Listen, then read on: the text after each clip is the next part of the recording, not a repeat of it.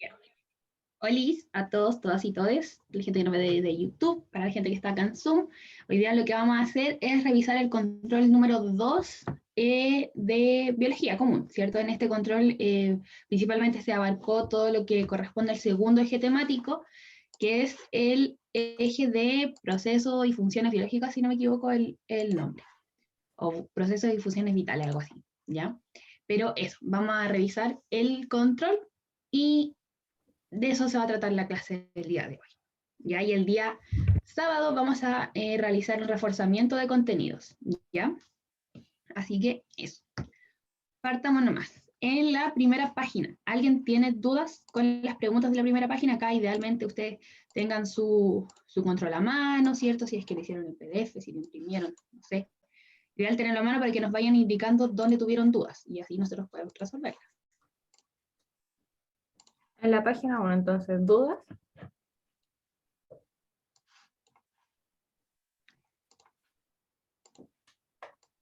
En la 1. En la 1. Partamos con la 1.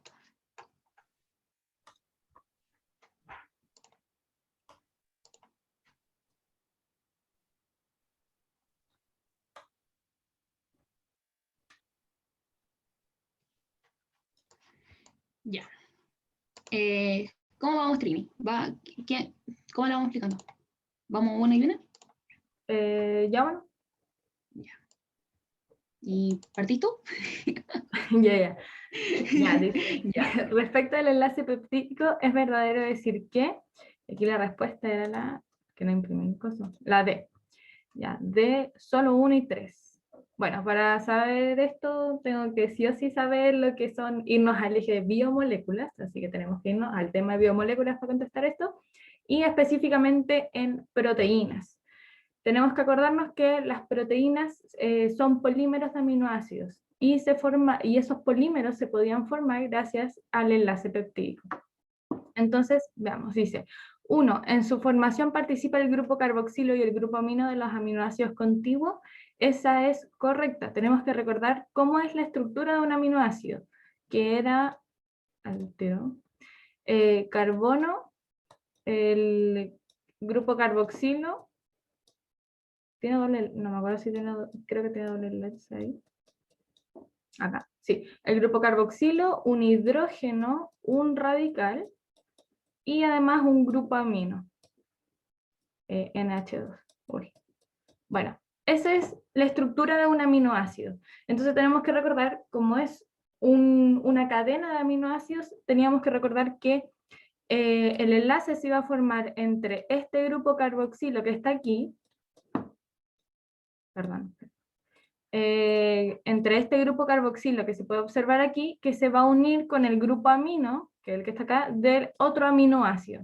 No voy a dejar otro porque si no me voy a morir de nuevo, pero imagínense que al ladito se pone otro aminoácido, entonces ahí se formaría el enlace peptídico. Luego dice, entonces la 1 es correcta. ¿En su formación participan los carbonos centrales? No, y lo acabamos de ver, no participan los carbonos centrales, sino el grupo carboxilo con el grupo amino. Dice, al formarse se libera agua, una molécula de agua, y eso es correcto. Tenemos que recordar que el enlace peptídico se forma por síntesis por deshidratación o condensación. Y la síntesis como por deshidratación viene de perder agua. Y esto significa que para que se pueda formar este enlace que une a los aminoácidos, necesita liberarse una molécula de agua. Entonces, por eso la 3 es correcta. Su formación no tiene ninguna similitud con la formación del enlace glucosídico, y esta es falso porque sí tiene similitud, porque también el enlace glucosídico se forma por síntesis por deshidratación.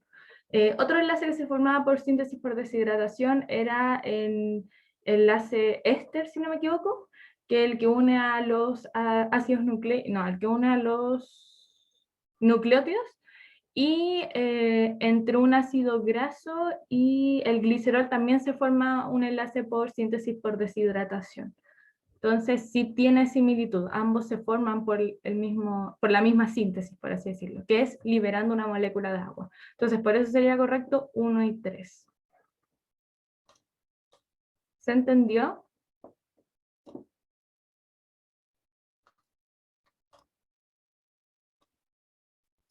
Martina, ¿entendiste? ¿Sí? La 2. En su formación participan los carbonos centrales de 2 aminoácidos. Esa es incorrecta porque como pudimos ver observar en el dibujo, el que participa en la unión es el ácido carboxílico con el grupo amino, no los carbonos. Los carbonos no se unen entre sí, sino que el carboxilo con el amino. Y por lo tanto, si estaba correcta la 1, la 2 ya era falsa. Por eso mismo. Bueno, esa sería. La siguiente que pidieron era, ya, de la página esta, la 3 y la 5. Sí. Ya, ahí. Espérame, que me está cargando en la tablet. Ya, y sí, va a poder rayar. Dice, la membrana plasmática tiene como función, ya acá en la 3 la correcta era la letra E, de elefante, ¿ya? Entonces nos preguntan por las funciones de la membrana plasmática. Primero nos dice que regula el medio intracelular, ya, eso es correcto, ¿cierto? Porque el medio intracelular es todo lo que está dentro de la célula. Entonces yo tengo mi célula, ¿cierto? Esto es lo que está dentro, el medio intracelular, este es el medio extracelular, ¿cierto? Y eso es lo que va a hacer mi membrana plasmática. Me va a regular lo que entra, lo que sale, lo que no entra, lo que no sale, etcétera, etcétera. Ya va, en esencia, ¿cierto? Regula todo lo que está dentro de la célula. Ya, así que la 1, correcta. Luego 2, dice, proporciona forma estable a la célula. Esto es incorrecto, porque estamos hablando de la membrana plasmática. La membrana plasmática tiene esta capacidad de ser muy moldeable, de que yo la puedo mover mucho, ¿cierto? Una de sus características es la fluidez, ¿ya? Así que no da una forma estable. Sí, es todo lo contrario, la membrana plasmática permite que la célula pueda cambiar de forma, por así decirlo, como que se pueda adaptar al ambiente, ¿ya? Así que las dos incorrectas.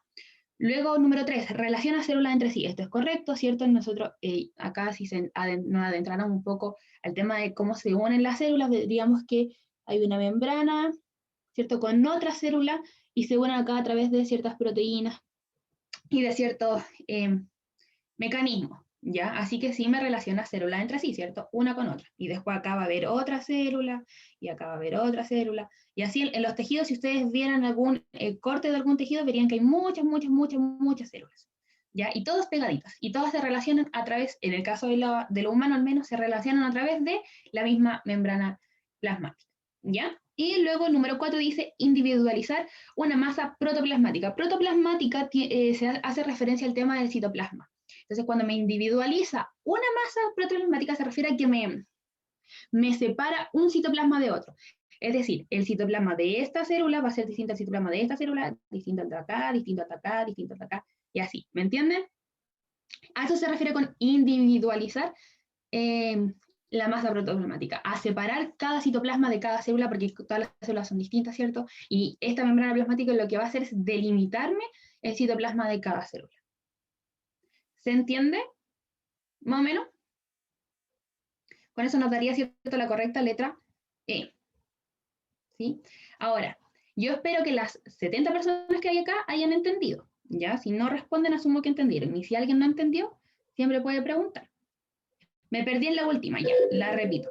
La última, ¿cierto? Yo les decía, cuando me hablan de individualizar, ¿cierto?, la masa protoplasmática, se refieren al tema de el citoplasma, ¿ya? Entonces, cuando yo tengo una célula, la membrana plasmática lo que hace es ser este límite entre lo que pasa adentro y lo que pasa afuera de la célula, ¿cierto? Y lo que pasa dentro de la célula corresponde a lo que es el citoplasma, ¿ya? Entonces, la membrana plasmática lo que está haciendo es separar, ¿cierto?, este citoplasma de una célula con el citoplasma que va a tener, por ejemplo, la célula de al lado. Plasma, aquí le vamos a poner el 2 y este era el 1. ¿Me entienden? Entonces, ¿qué significa esto? La membrana plasmática me separa los citoplasmas de una célula de la otra, ¿ya? Protoplasmática se refiere a citoplasma, ¿ya? ¿Y por qué se llama así? Porque antiguamente se creían, ¿cierto?, que eran como protozoos o que tenían que ver con el tema de las bacterias, ¿cierto? Y como hace referencia al nombre antiguo que se le daba al citoplasma, ¿ya? Pero es citoplasma, a eso se refiere, ¿ya? Entonces, ¿por qué la membrana plasmática nos individualiza? Porque justamente forma como, ya, si habláramos de, por ejemplo, del cuerpo humano como una casa, ¿ya? ¿Qué cosa me separa una pieza de la otra? las paredes, ¿cierto? Entonces la membrana plasmática funcionaría como las paredes de una casa. Entonces, me separa una pieza, ¿cierto? Por ejemplo, mi pieza con la pieza de mi hermano está separada por una pared. Y esa pared sería la membrana plasmática para la célula, ¿cierto? Y el tema de la masa protoplasmática sería el citoplasma. Ya todo lo que contiene el citoplasma, recordar que el citoplasma contiene el citosol, contiene los organelos, contiene las moléculas, contiene absolutamente todo. ¿Ya? ¿Se entiende? Mejor la 3, que me habían preguntado por el punto, perdón, el punto 4. ¿Se entiende el punto 4? Ya. Después me habían dicho que repitiera, no, devuélveme, ahí. Me habían dicho que repitiera el punto 3. El punto 3 dice que relaciona las células entre sí. Ya, mira. Imagínense en este mismo ejemplo de que el cuerpo fuera una casa y que la pieza de mí y la pieza de mi hermano son dos células. Si yo a nuestras piezas le hago una ventanita, voy a estar conectando, ¿cierto? Nos vamos a poder comunicar una pieza con la otra entre sí para poder funcionar, para que los tejidos funcionen y que los órganos funcionen. Y me dice conexión inestable. No sé si me escucharán bien.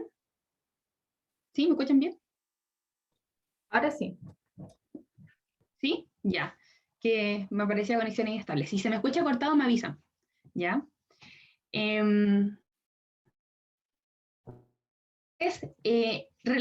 Claro, las membranas plasmáticas permiten relacionar una célula con la otra, porque es como que se formen acá, se forman conexiones entre células que permiten esta comunicación.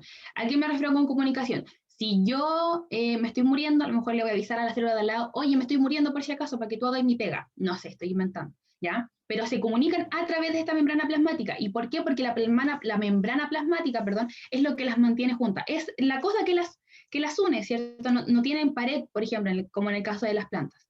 Ya nosotros estamos hablando acá, por ejemplo, en el tema de las células animales, ¿ya? Sino que como están juntas las membranas, se pueden comunicar. ¿Ya? Sí, la 4 sí es correcta. Recordad que la correcta es la E. ¿Ya? ¿Alguien había preguntado por el número 3? Déjeme ver quién era. Franz, no sé si quedó más claro ahí el tema del 3, ¿sí? Claro, por interno me pregunta si se comunican con señales químicas, y claro, se pueden comunicar con señales químicas. Por señales químicas y por uniones celulares. Recuerden que en la membrana están estas uniones que permiten unir a las células. Valga la redundancia. Claro. Ya, sí creo que eso eran las preguntas sobre esta pregunta. ¿Queda alguna otra duda?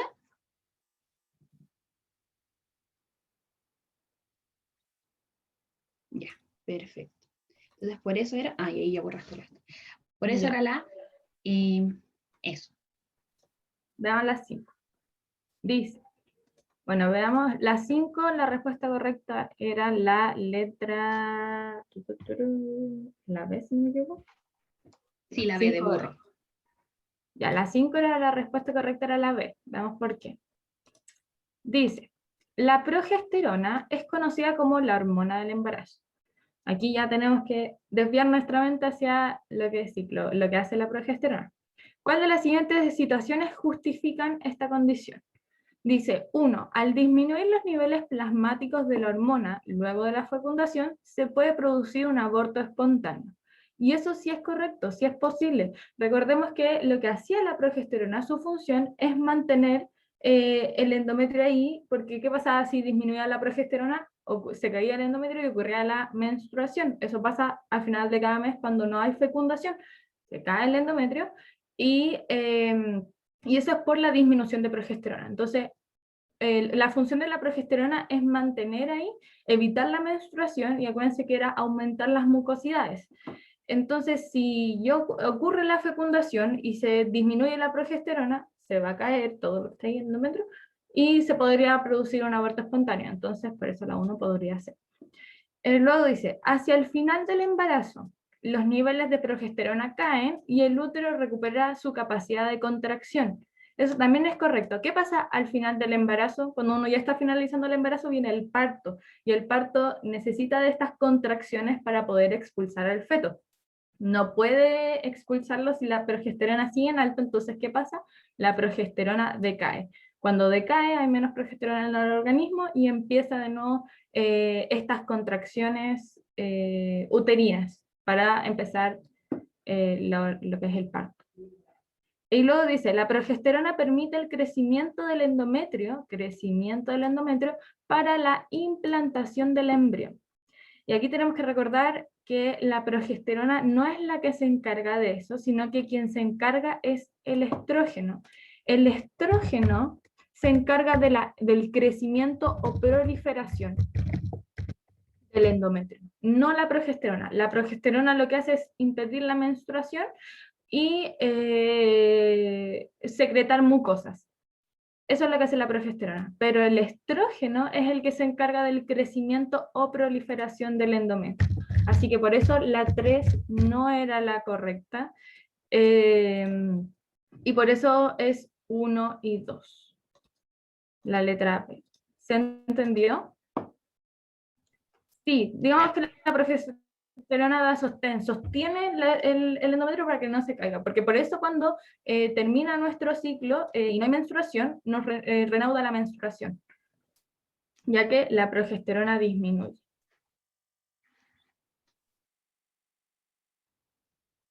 ¿Se entendió?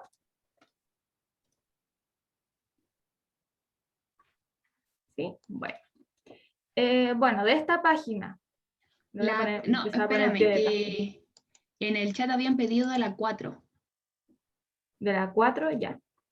Recuerden pedir por página, porque si no, para que no se nos acumule, cuando estemos en la página, pídanla ya, para que sea más organizado. ¿Tú?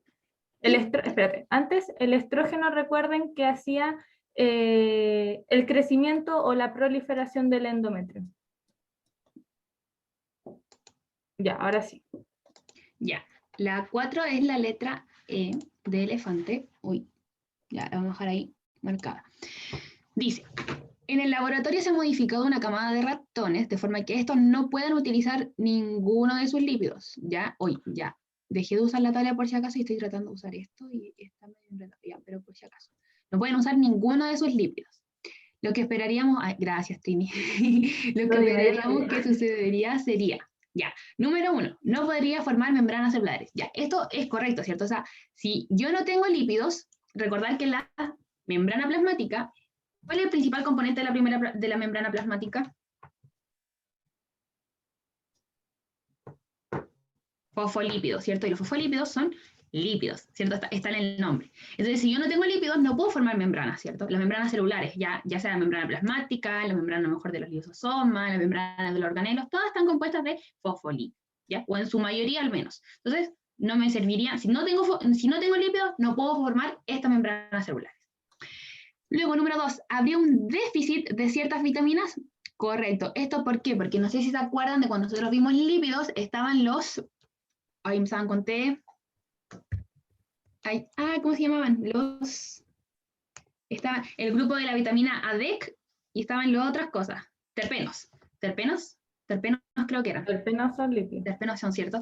Ya. Cuando vimos, es que eso estaba todo junto en una diapo, y ahí nosotros vimos, ¿cierto? Que la vitamina A, D, E y K son derivadas de lípidos, ¿ya? Provienen de lípidos, ¿ya? Entonces, si no tenemos lípidos, vamos a tener déficit en estas vitaminas, ¿cierto? La A, la D, la E y la K. Luego, número 3, no dispondrían de reserva energética. Ya, esto sí es incorrecto, ¿cierto? ¿Por qué? Porque si bien los lípidos y las grasas, ¿cierto?, son una de nuestras fuentes energéticas, una de nuestras reservas energéticas, la más importante de nuestras reservas energéticas, no es la única. Ya, recordar que siempre vamos a tener los carbohidratos y las proteínas, o bien los aminoácidos, ahí también a la vuelta, ¿ya? También nos van a servir. Entonces, no es que no vamos a tener reserva energética, sino que vamos a perder reserva energética, ¿ya? Y finalmente, ¿carecerían de alguna hormona? Eso también es correcto. ¿Qué hormonas provienen de lípidos?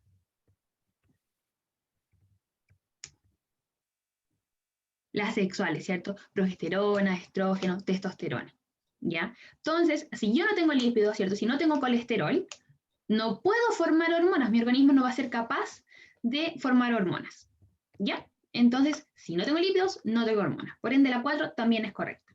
¿Ya? Ahí está la alternativa E, de elefante. ¿Queda claro?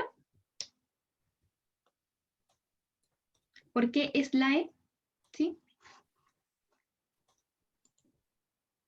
Ya, buenísima.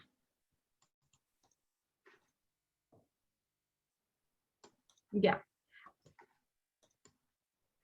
De la página 3, Ahí las 6 estaban pidiendo harto. la 6, dice, el siguiente gráfico corresponde a la actividad normal de cierta enzima. ¿Qué sucede con la enzima si agregamos una sustancia ácida fuerte al medio? Sustancia ácida fuerte al medio. Y aquí es la letra D. Veamos por qué. Analicemos el gráfico. Encontramos un gráfico de la velocidad de reacción dependiendo del pH. Y podemos observar que su máxima velocidad de esta enzima es con un pH, dirá, un poco más para básico. No es tan neutro, sino que un pintín básico. Entonces me están diciendo qué pasa si agrego una sustancia que es ácida. Si vemos, la enzima trabaja desde ya, podríamos decir que un medio ácido, que no es tanto, pero sí trabaja más que es un medio básico. Si se dan cuenta, la fluctuación como del gráfico está como más tirado para lo que es básico, no ácido. Para un medio que es más básico. Y su velocidad máxima es un medio tirado para básico. Entonces, si le agrego una sustancia que es ácida, la enzima puede que se llegue a desnaturalizar porque no es el medio de pH donde ella trabaja. ¿Y cómo podemos verlo? Por analizando el gráfico, viendo que trabaja más en un medio básico que ácido. Entonces, si yo le agrego una sustancia que es ácida o lo agrego esta enzima de una sustancia ácida, pongámosle que puede ser desde el 0 hasta el 7, su rendimiento no va a ser el óptimo y puede llegar a desnaturalizarse. ¿Ven? Si se dan cuenta, trabaja solamente hasta el 5. Entonces, el medio básico puede ser, o sea, ácido puede ser hasta el 0. Entonces, imagínense que si yo le agrego un medio ácido que está en el 1, ahí ya la enzima se desnaturalizaría porque no es donde funciona normalmente. ¿Se entiende?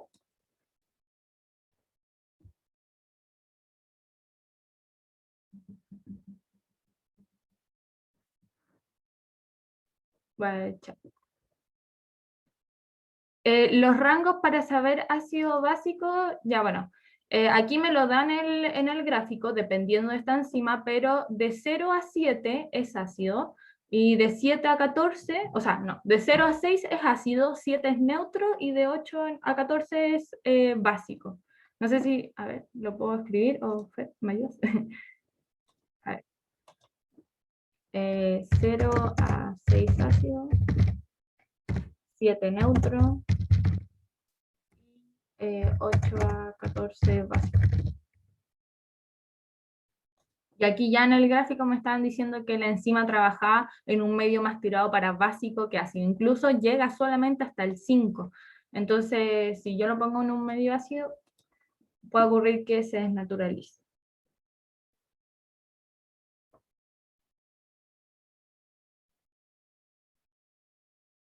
Ya. ¿Qué significa que se desnaturalice la enzima? Que va a cambiar su estructura, y por lo tanto, si cambia su estructura, va a perder su función. ¿Ya? Y recordar que a temperaturas muy altas o muy bajas, bueno, fuera del rango de donde trabaja la enzima, también se puede llegar a desnaturalizar, y el pH también es un factor que ayuda a que se desnaturalice, o sea, que cambie su estructura y cambie su función, por lo tanto, normalmente no funciona, ¿ya?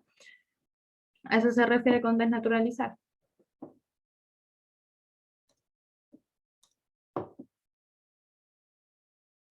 Igual ahí preguntaban por la alternativa E. La alternativa E no puede ser porque si yo tengo una enzima en X medio y yo cambio el pH del medio, yo estoy afectando a la enzima en el sentido de que esta no va a poder seguir trabajando, ¿ya? Yo nunca puedo cambiar o modificar el pH óptimo de la enzima. Yo no lo modifico. La enzima tiene un pH óptimo y siempre va a ser ese pH óptimo. ¿Ya? Yo lo que puedo hacer es modificar el medio para que se acerque o aleje de este pH óptimo dependiendo de lo que yo necesite. ¿Ya? Pero por eso no puede ser la E, porque yo nunca modifico el pH óptimo de la enzima, sino que modifico el pH del medio en el que se encuentra esta. La enzima, digamos que nace yo voy a trabajar óptimamente en el 7. No porque cambie de medio va a modificar su pH óptimo, sino que siempre va a ser el mismo. ¿Ya? Y eso sería la 6. Esta igual era una pregunta buena porque mezclaba gráfico, análisis y conocimiento, así que igual era buena pregunta. El leer, inferir y contestar. Se puede cambiar el pH del medio, no el óptimo de la enzima, sino que el medio es lo que yo puedo cambiar, lo de afuera.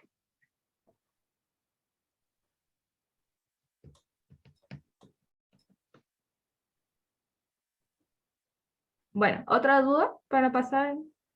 ¿O de la otra, de esta página, de la 7, 6, 7? ¿Alguna otra duda? La 7.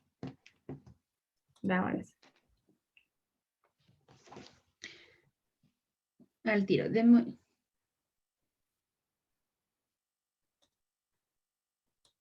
Ya, perdón. Listo, entonces, la 7. Súbeme un cachito, por favor.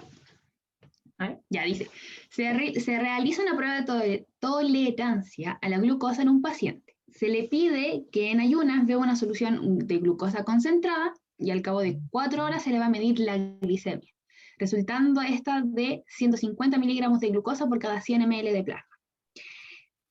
Entonces nos preguntan, ¿cómo se podría distinguir, ya, diferenciar, ¿cierto?, cuando tengamos diabetes tipo 1 o diabetes tipo 2 en este paciente, ¿cierto? Luego de la sobrecarga de glucosa. No sé si alguien se ha hecho este examen sí se hace de verdad, ya, por si acaso. El examen para... Dicen que es buena la glucosa, es rica. No, asqueroso, es como una fantasy concentradísima. Yo nunca me le he hecho, mi papá se le ha hecho y también dijo que era así como mala. No. Ya, entonces nos piden distinguir, ¿cierto? Diabetes tipo 1 de la diabetes, no sirvo para rayar, ya. Diabetes tipo 1 de la diabetes tipo 2. La diabetes tipo 1, ¿alguien me puede decir cuál era la diabetes tipo 1?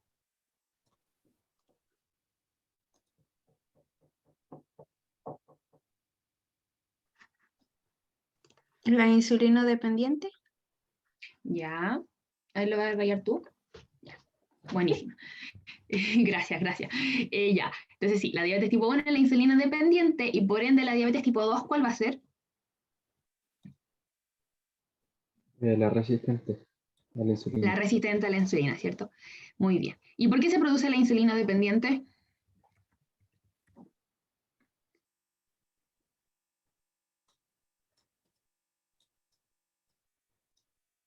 Claro, no se produce suficiente insulina, ¿cierto? Pero ¿por qué no producimos suficiente insulina? A eso voy. ¿Por qué? ¿Qué pasa? Ya me lo dijeron por interno, pero ¿alguien más lo puede decir?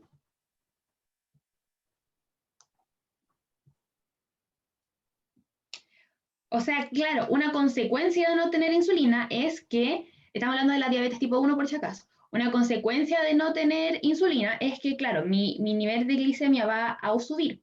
Pero yo le estoy preguntando que...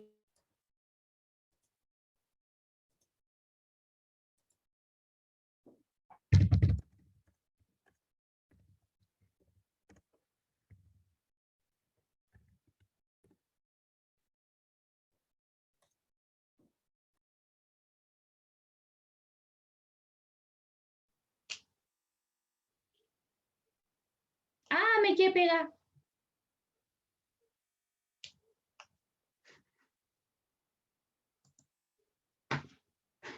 Oh, chao, siempre con el micrófono apagado.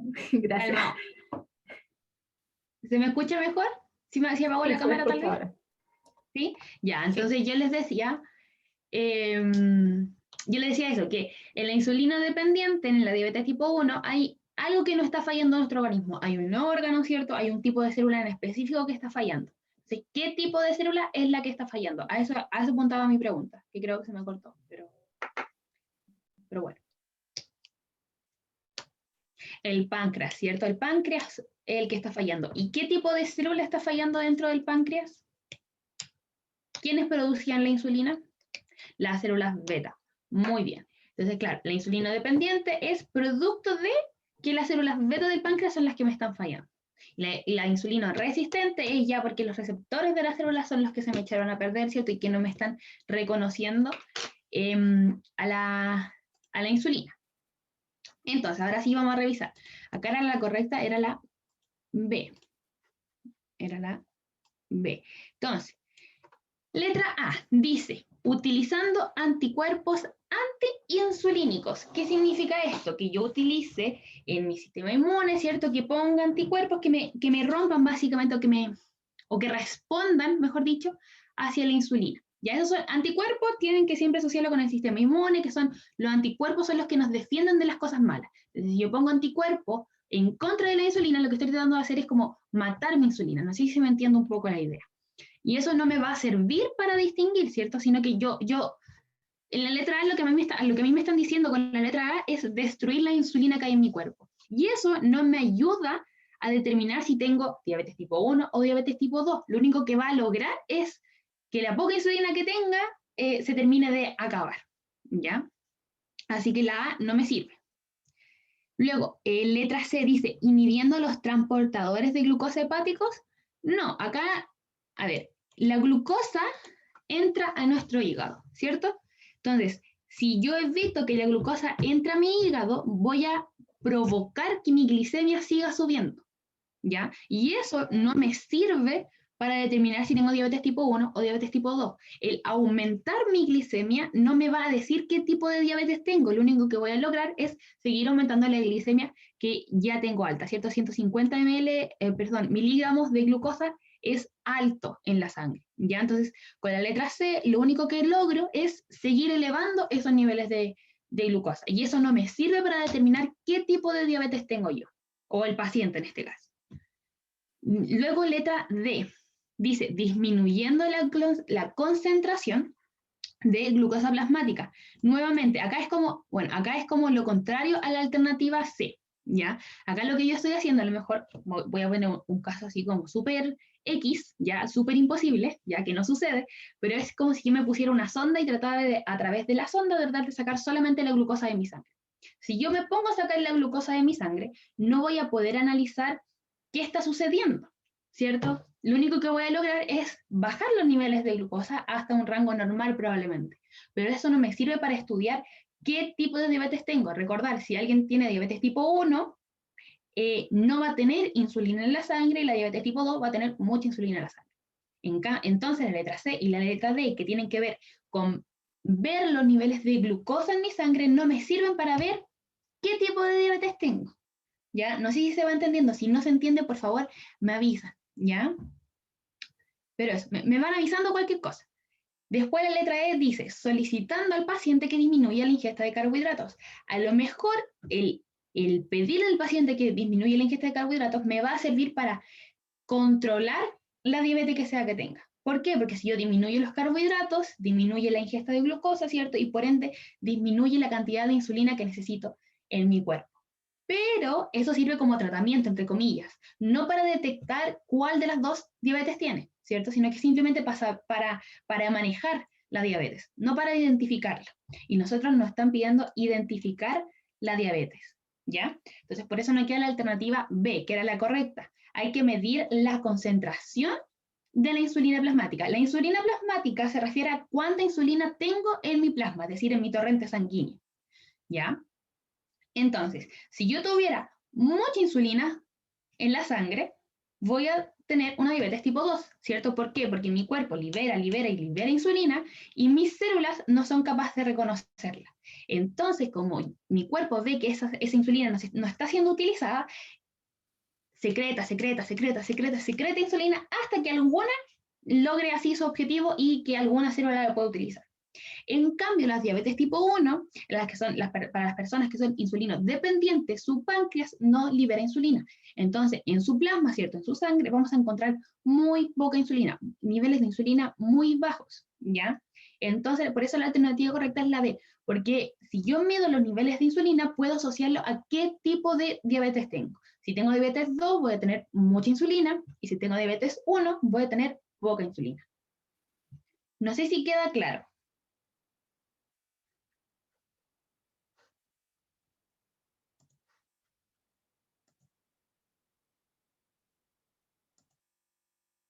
Se me hizo raro explicarlo con la cámara apagada, pero qué bueno que se entendió. Bueno, sigamos. Ay, no, dejé compartir esto. Perdón. Bueno, sigamos. De la 8 a la 11, ¿alguna duda? De la 8 a la 11. La 8, la 9, la 10, todas. Todas, ya, a ver, veamos. En una rata puber se extirpa la adenohipófisis. ¿Qué consecuencias se esperan en lo inmediato? Bueno, para contestar esta hay que saber qué produce la adenohipófisis, porque me está diciendo, lo quito, ¿qué voy a encontrar de raro si quito la adenohipófisis? Sobreproducción de ovocitos 2, esa, ¿cuál era la respuesta correcta? Me perdí. Espérame. La 8 es la... Burro. Ya, la 8 la B, y ¿por qué? La adenohipófisis tenemos que saber que produce LH y FSH, ¿cierto? No lo revisé. Entonces, si yo elimino la adenohipófisis, se van a dejar de producir estas dos de efecto inmediato. Entonces, y a esas dos en conjunto se le llaman gonadotrofinas, ¿ya? Entonces, por eso era la B. Ahora veamos por qué no era otra. Dice, incremento de la concentración plasmática de la gonadotrofina coriónica, que es, recordemos que es la, era C, no, ¿cómo era? Hoy se me fue. No, se me olvidó como el orden, CGH, creo. el orden de la cifra, era como CGH, no. Sí, creo. Ya, pero da lo mismo. Se Ya, entiende sí, que fue el orden de la cifra, ando perdida. Bueno, esa no, recordemos que es la gonadotrofina coriónica solamente sale durante el embarazo, si no el cuerpo no las produce, solamente está presente durante el embarazo, si no, no se produce, así que la E al tiro eliminada. Si no nos avisan que está embarazada, no. Luego dice, inhibición de la secreción de los andrógenos corticales, esta tampoco sería, ahí está, HCG. No, los andrógenos corticales no lo secreta la adenohipófisis. Dice aumento de la producción de ovocitos primarios y sobreproducción de ovocitos secundarios, eso tampoco sería, porque hoy ando perdida. ¿Por qué no sería? Ya no me acuerdo. La otra vez di esta explicación y ya se me fue. A ver, era... Porque recordar que no es que se produzcan los ovocitos primarios, sino que van a ir madurando y se van formando. No es que Claro, no es que la un adenohipófisis ovocito por lo... periodo, ¿ya? Y lo que van madurando son los folículos, ¿cierto? Y de esos folículos sale un ovocito a producirse. Y todo esto tiene que ver con maduración. La producción de los gametos se ve en la etapa gestacional. Todo lo que sigue después es la maduración, ¿ya? Entonces, por eso no hablamos de producción. Claro, porque sí, es eso, prácticamente. Oye, el otro día me preguntaron por le expliqué bien, hoy día como que estuve media puca, lo lamento. No pasa nada. Ya bueno, pero básicamente eso, y recordemos que los ovocitos secundarios, los ovocitos 2, provienen de los primarios también, entonces como que Sí, están como enlazadas, así que si no una, la otra tampoco. Y bueno, pero esta pregunta era directamente saber, las gonadotrofinas las produce la adenohipófisis. Entonces, si yo quito la adenohipófisis, no voy a tener gonadotrofina. exacto. Eh, El ovocito 1 está antes de los ovocitos 2. sí. El ovocito 1 Dependiendo de la está maduración y de las mitosis es cuando pasa al siguiente nombre. claro. Va dependiendo de la etapa. Eso lo vamos a ver ahora en el eje temático que viene. Vamos a ver meiosis, vamos a ver gametogénesis, y ahí lo vamos a ver en detalle. Pero el ovocito 1 es una etapa antes del ovocito 2. Sí.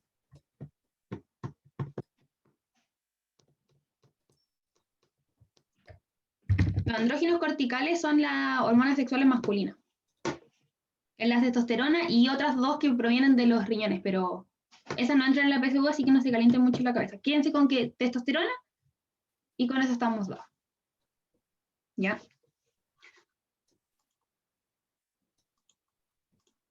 ¿Queda clara la pregunta?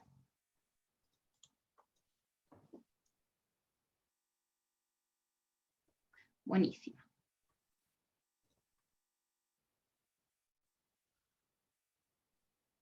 Ya, yo hago la nueva si compensa la siguiente. Dice, ¿en cuál de las siguientes organelas celulares no se observa la estructura de mosaico fluido? ¿Dónde podemos observar la estructura de mosaico fluido? O sea, ¿qué es el mosaico fluido? ¿A quién se le llama mosaico fluido?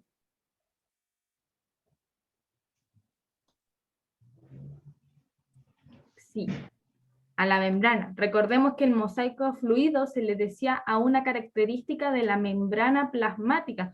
Entonces, básicamente me están preguntando dónde no se observa esta característica.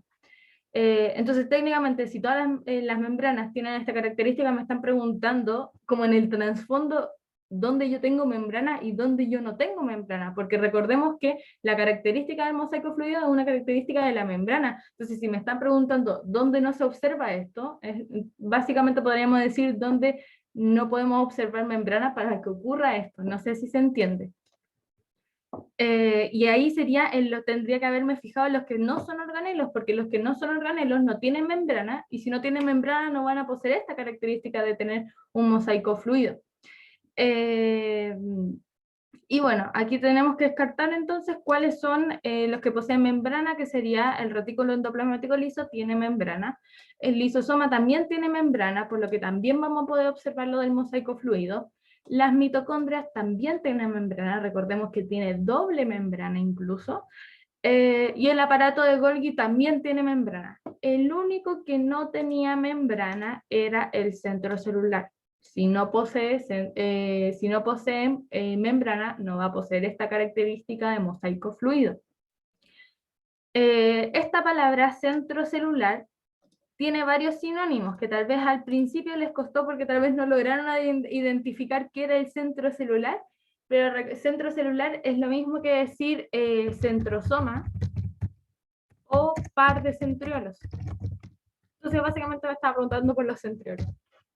Entonces el centro celular se le puede llamar también al centrosoma o par de centriolos. Ahí yo creo que era como la dificultad, como, ay, que era centro celular.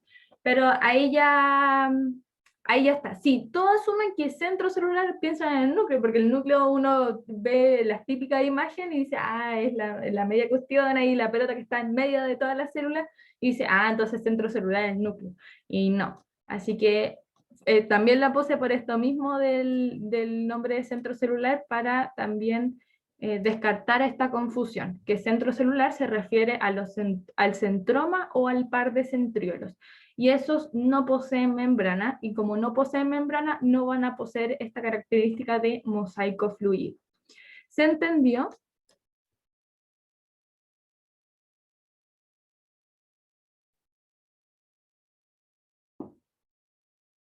Ya, perfecto. Sigamos entonces. Ya, la 10, ¿cierto? Ay, perdón, de nuevo. Rayos. ¿Venía la 10? Sí, la 10. Ya.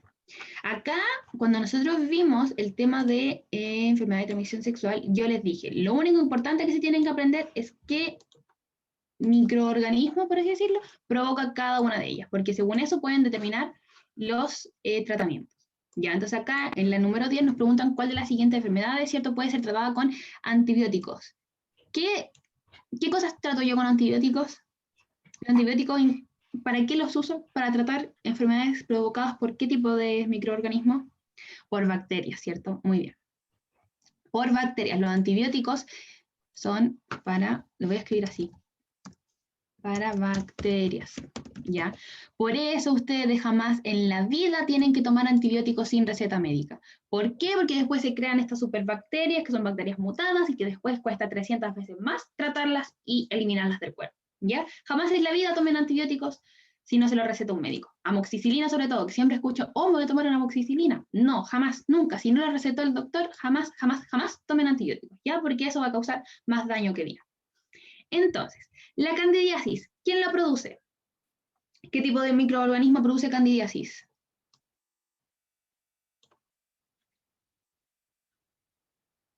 ¿No se acuerdan?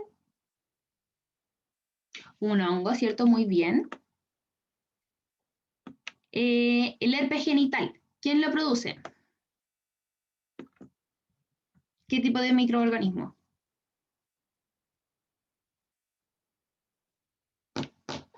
Ya, pues hay 70 personas acá y ninguna va a saber. Un virus, muy bien. Muy bien, un virus. Condiloma, ¿qué es el condiloma? ¿Alguien sabe qué es el condiloma? Ay, ya, eso es una flecha, no parece flecha, es una flecha. Los hongos y los virus, después vemos con qué lo tratamos, ¿ya? Pero el condiloma, ¿qué es el condiloma? Las verrugas genitales. Condilomas son las verrugas genitales. Y por ende, si son verrugas, ¿quién les dije yo que siempre iba a darnos verrugas? O no siempre nos va a dar verrugas, pero que muchas verrugas se relacionan con esta cosa. El virus, ¿cierto? ¿Qué virus específicamente es el que provoca verrugas? El VPH. Muy bien. El virus de papiloma humano puede generar muchas verrugas y no necesariamente genitales. Ya las verrugas plantares, por ejemplo, que salen en las plantas del pie, se pueden provocar por el virus de papiloma humano. ¿Ya? Por ejemplo, cientos de miles de tipos de verrugas vienen de este virus. ¿Ya? Y finalmente la pediculosis púbica, que esta en verdad no lo vimos en detalle en clase porque es de otra índole. ¿Alguien sabe qué es la pediculosis púbica? Que esto ya se nos escapaba un poquito de nuestras manos, pero, o sea, de lo que nos compete a nosotros. ¿Pero alguien sabe? Así como a lo mejor por cultura general. Los piojos, sí, tiene que ver con eso.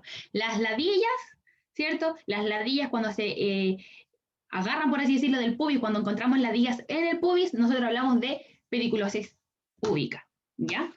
Sí, pero es lo que hay, ¿ya? Son insectos, ¿cierto? Que, acá le vamos a poner una I en este caso, la I de insectos, ¿cierto? Que están ahí en la zona del pubis. Por eso siempre tienen que lavarse, báñense, no sean cochinos, ¿ya? Gracias. Entonces, la clamidia, ¿cierto? Que es la que nos está quedando. ¿Quién provoca clamidia? Que es la única que nos queda. La clamidia. Una bacteria, ¿cierto? Y por ende, si es con bacteria, ¿con qué la tratamos? Con antibióticos. Alternativa correcta, letra B. ¿Ya? Ahora, lo que son hongos, los hongos se tratan con medicamentos antifúngicos, ¿ya? Ese es el nombre que tienen los medicamentos. Los hongos no son que se curen simplemente, sino que uno tiene que esperar que el hongo se vaya y cruzar los dedos para que se vaya. Uno se trata, ¿cierto?, para disminuir los síntomas, qué sé yo, pero no es como llegar y sacar un hongo, porque los hongos tienen el tema de la espora y que se llegan y se reproducen y es todo un show los hongos, ¿ya? Pero se tratan con medicamentos antifúngicos. Los virus, por otro lado, se pueden tratar con medicamentos que, por ejemplo, el tema del interferón, ya son medicamentos que refuerzan nuestro sistema inmune, ¿cierto? Y eso, como un virus no es tratable, ya no es que yo me cure de los virus, sino que trato de esperar y rezar para que el virus se vaya de mi cuerpo, ¿ya? Porque los virus atacan a nuestras células y se meten en nuestras células y se quedan ahí. Y no es como llegar y sacarlo, no es como una bacteria, que una bacteria como es todo un ser, ¿cierto?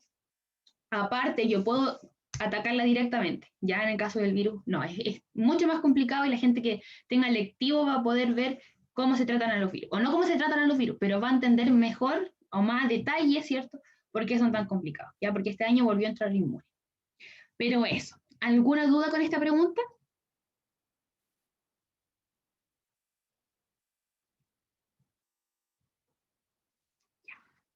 Perfecto. Ya, pasemos a la 11. Dice, ¿cuáles de los siguientes ejemplos corresponden a moléculas orgánicas que son polímeros de ácidos nucleicos? Así que de nuevo nos transportamos nuestra mente a biomoléculas. Bueno, recordemos que los ácidos nucleicos son polímeros. ¿De qué son polímeros los ácidos nucleicos?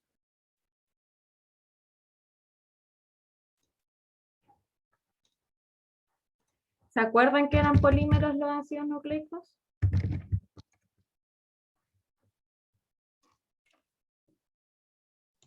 ¿Cuál es el monómero?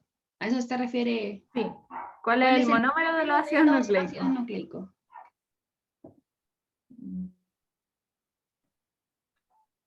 No, aquí están confundidos términos. Recordemos que en las proteínas tenemos biomoléculas, proteínas, ácidos nucleicos, carbohidratos y lípidos. Las proteínas no están relacionadas con el ácido nucleico, o sea, sí, no están relacionadas. Entonces, las proteínas están conformadas, son polímeros de aminoácidos, proteínas con aminoácidos. Los carbohidratos son polímeros, bueno, vamos a encontrar polímeros de glucosa. Los lípidos no forman polímeros y los ácidos nucleicos son polímeros de nucleótidos. O sea, la unidad básica de un ácido nucleico es un nucleótido. Unidad básica. Entonces la unidad básica son los nucleótidos. Entonces, aquí tenía que diferenciar cuál era un nucleótido y cuál era un ácido nucleico, porque me están preguntando por ácido nucleico. Entonces, la primera. Espérenme. Esperen, es la E. La 11 es la E, ¿no? 1, 2 y 3. ADN, ARN. Sí, es la E, 1, 2 y 3. Ya, el ADN sí es un polímero de nucleótidos. El ARN también es un polímero de nucleótidos y aquí tal vez me equivoqué porque el ATP es un nucleótido, no es un polímero de nucleótidos. ¿Ven? Sí, Estaba mal entonces. debería ser 1 y 2. Porque claro, el ATP es un nucleótido. El ATP Sí. es un nucleótido. Pero el ATP es una molécula por sí sola. No es un recordad que polímeros cuando juntamos muchas moléculas, ¿ya? Y el ATP es una molécula por sí sola que es un nucleótido, ¿ya? Pero no así un ácido nucleico o un polímero. No sé si se entiende más o menos esa diferencia. Sí, entonces debería ser 1 y 2, no la E. Uh-huh. Sí, La ahí, letra C debería ser. Sí, debería ser la letra C. El ATP es un nucleótido, y ahora cuando estás leyendo fue, El ADN es un ácido nucleico, un polímero de nucleótidos, el ARN también, y el ATP no. El ATP es solamente un nucleótido. Así que sí, ahí estaba mal. La voy a corregir por si acaso y les va a aparecer el puntaje corregido ya. Es un nucleótido el ATP, ¿ya? Así que eso hay que arreglarlo. Ay, de nuevo voy. Ya. Así que sí, aquí había un error. La 11 es la letra C. Porque a no ser que la pregunta, no, pero la pregunta me están, que son polímeros de ácidos nucleicos. No es que estaba mala. Ya, así que felicidades a todos los que la tenían buena y a todos los que se calentaron la cabeza pensando por qué la 3 era buena. Perdón, les pido perdón. Ya. Pero la 11 era la C. El ADN es un polímero de ácido nucleico, el ARN también, pero el ATP es un nucleótido, ¿ya? Sí, ahora todo tiene sentido, se me pasó, y ahora que lo estaba viendo ahí me di cuenta. Ya, chiquillos, perdón, era la C, ¿ya? Ya la corregí por si acaso. Pero eso, para contestar la pregunta 11, había que darse cuenta cuál era un nucleótido y cuál era un polímero de nucleótidos o un ácido nucleico. El ADN, ARN ácido nucleico y el ATP es un nucleótido, así que sería 1 y 2 y la 3 incorrecta. Si era la C.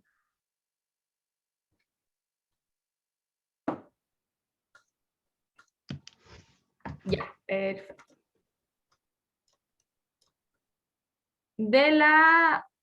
En esta página, la 2 y la 3, ¿alguna duda?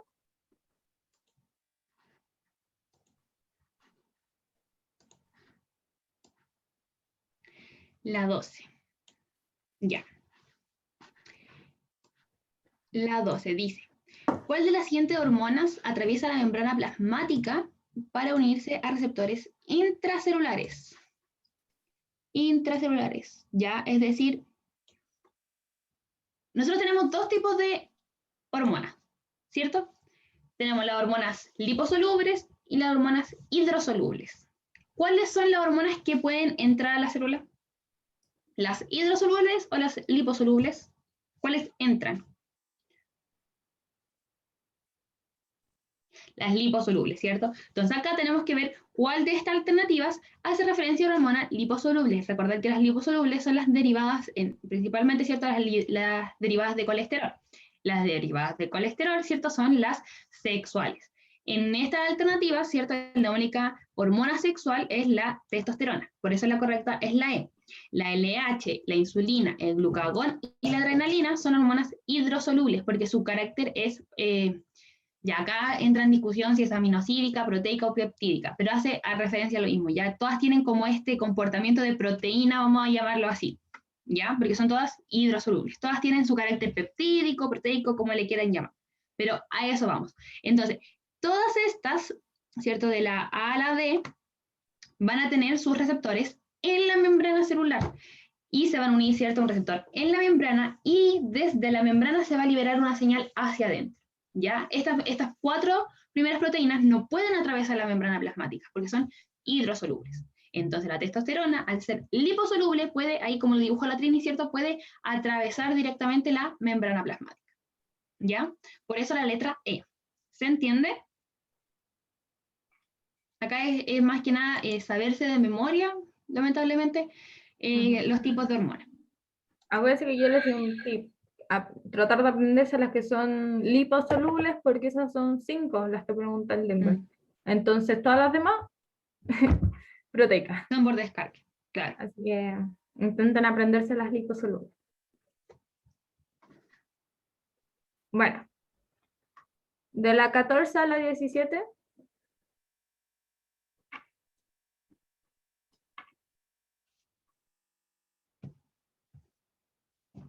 La 14. ¿Cuál de las siguientes corresponden a la o las funciones principales de las sales minerales? Ya, vamos. ¿Cuál entonces corresponde a una función de una sal mineral? Dice, constitución de estructura de los seres vivos como huesos, concha y caparazones.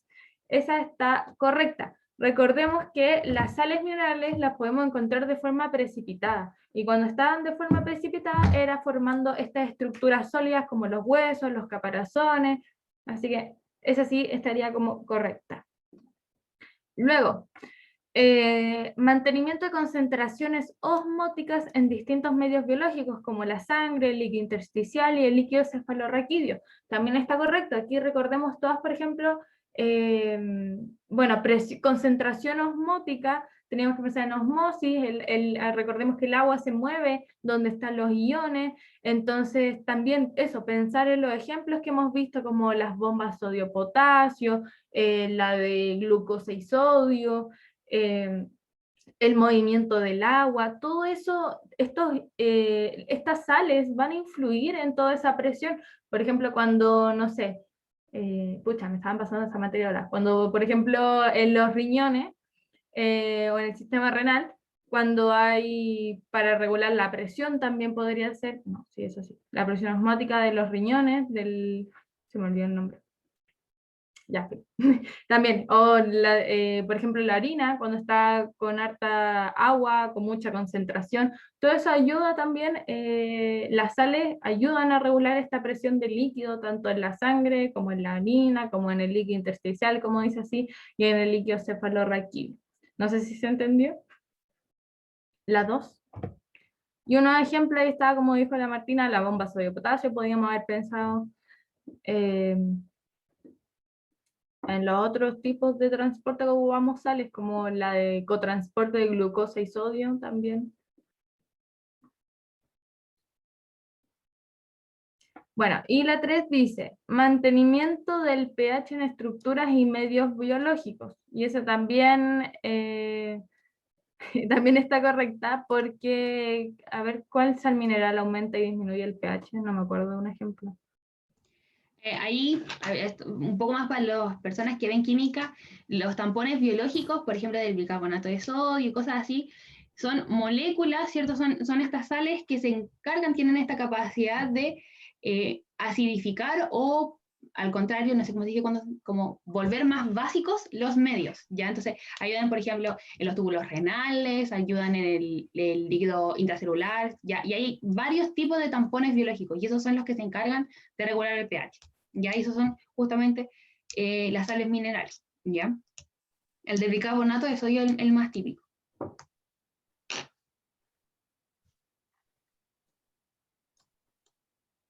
Bueno, eso sería. ¿Se entendió? Entonces, acuérdense que podemos encontrar las sales minerales de forma precipitada y hay forma de estructura sólida, así que por eso es la unidad correcta.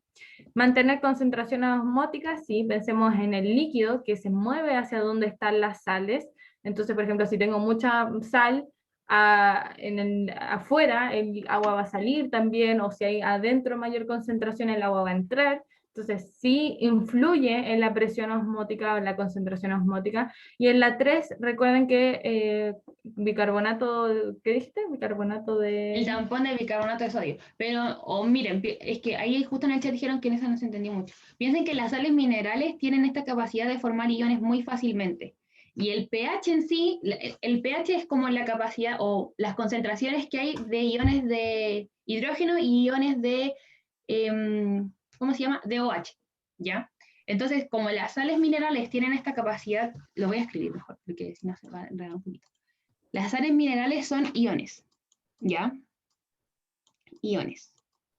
O son ionizables, ¿ya? Ese sería el concepto más correcto, ¿ya? Y el pH nosotros lo regulamos según las concentraciones de el ion de hidrógeno y según las concentraciones de el ion de OH. ¿Ya? Entonces, por eso las sales minerales ayudan a regular el pH, porque como pueden captar y liberar estos iones tan fácilmente, pueden mantener los pH en general son pH neutros en nuestra célula, ¿ya? No sé si se entiende más o menos, mejor así. Y un ejemplo así como más específico era, por ejemplo, el del tampón del bicarbonato, que son estas sustancias amortiguadoras que regulan los pH dentro de nuestra célula, porque tienen la capacidad de captar o ceder estos iones fácilmente, o estos electrones, estos protones, como los quieran ver. No sé si se entendió mejor. ¿Sí? ¿Y la Antonia? ¿Sí o no? Tal vez. Tal vez no. ¿Sí? Ya, bacán.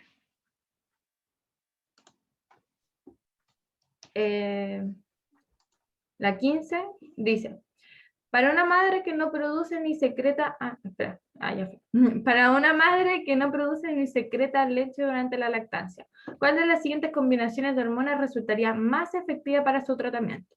Entonces me están dando un antecedente, que una madre no produce ni secreta leche, o sea, no la está ni produciendo ni secretando, para que la redundancia, durante su lactancia.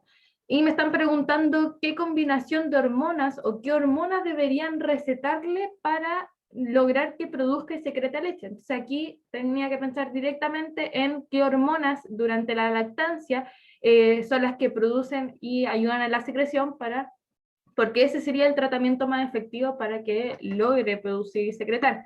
Entonces aquí sería la prolactina y la oxitocina. Recordemos que la prolactina era la hormona encargada de la producción de leche. Y tiene sentido, prolactina, lactina, leche, lácteo. Entonces, prolactina, producción de leche. Y la oxitocina, recordemos que era una hormona que participa durante el parto y durante la lactancia. Y su función es producir contracciones musculares. La oxitocina en la lactancia lo que hace es contraerse para que se pueda liberar o secretar la leche producida por la prolactina. Entonces ese era el parcito que debería secretarse a esta mujer que no puede ni producir ni secretarla. La prolactina y la oxitocina. ¿Se entendió?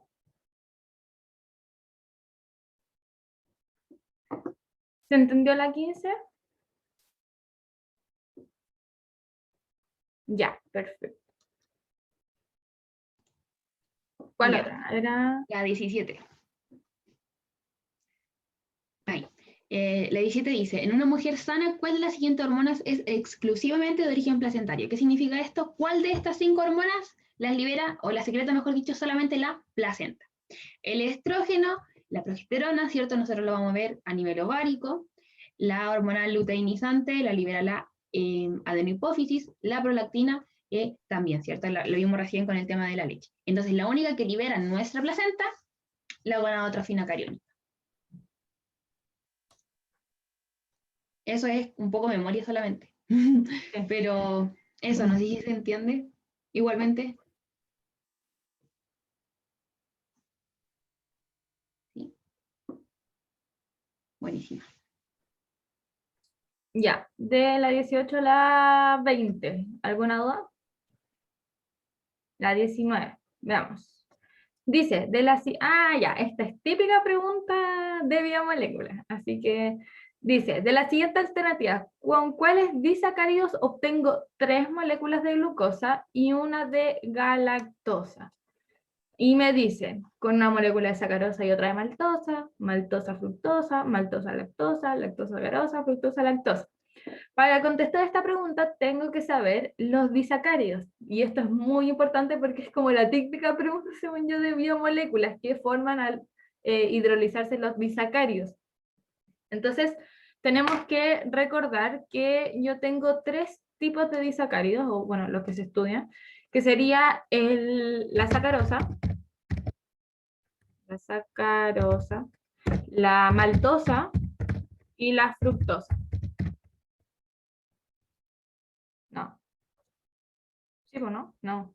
La fructosa es el monosacárido. Y no me digan, sacarosa, maltosa y lactosa. ¿Lactosa era? Oh, ando. Sí, ahí está. Sacarosa, maltosa y lactosa. Ya. La sacarosa dijimos que está compuesta por 2 monosacáridos, que es la glucosa y la fructosa.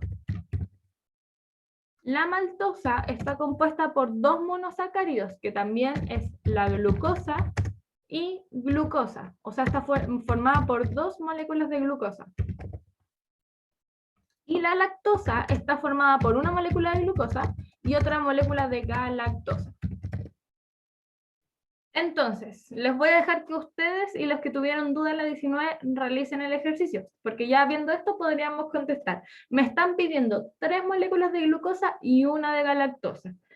¿Con cuál mezcla de disacáridos al hidrolizar puedo obtener esas 3 moléculas de glucosa y una de galactosa?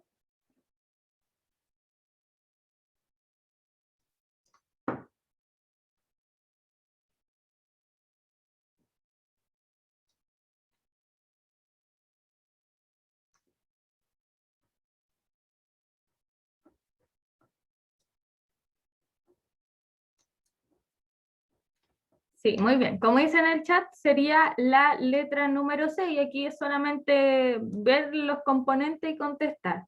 La maltosa dijimos que está compuesta por 2 glucosas. Entonces ya tengo 2 de las 3 que me piden.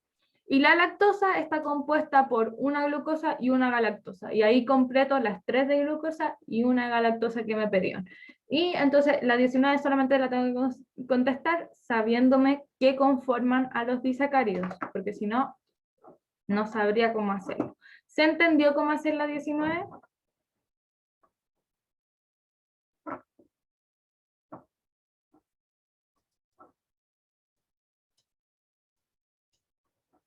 Ahí los disacáridos hay que aprenderse bien de qué están conformados porque siempre preguntan ahí. Es típico ejercicio de qué pasa si yo hidrolizo esto tanto, 36 moléculas de maltosa, sí, no sé. Entonces ahí practiquen si es que lo tienen débil también, pero así se contesta, igual facilito. Bueno, prosigamos. ¿Cuál otra?